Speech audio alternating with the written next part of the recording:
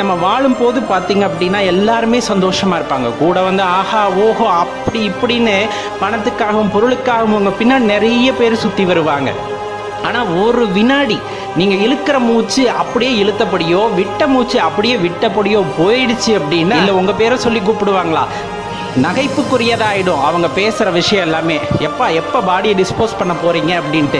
நம் உறவுகளை எடுத்துக்கொள்ளுங்கள். தாய் தகப்பனாக இருக்கட்டும், அல்லது உங்களது மனைவியாக இருக்கட்டும், உங்களது குழந்தைகளாக இருக்கட்டும், நம் வாழும் வரை அன்பாக இருப்பார்கள், அதில் எந்த மாற்று கருத்துமே இல்லை. ஆனால் நம் உடலை விட்டு இந்த ஆன்மா பிரிகிறது, இந்த உயிர் பிரிகிறது அப்படிங்கும் போது பார்த்தீங்க அப்படின்னா அந்த அன்பு எங்கே போச்சு, அந்த பாசம் எங்கே போச்சு அப்படிங்கிற கேள்வியை எழுப்பி பாருங்க. ரொம்ப விசித்திரமாக இருக்கும். அதாவது 4 நாள் 5 நாள் அதிகபட்சம் 3 மாதம் உங்களை பற்றி நினைத்து கொண்டிருப்பார்களா? அது நான் சொல்றது ரொம்ப அதிகபட்சம். இப்பெல்லாம் 3வது நாள் 4வது நாள் அஸ்தியை கரைச்சிட்டு தூக்கி போட்டு அடுத்த வேலையை பாருன்னு போயிடுறாங்க.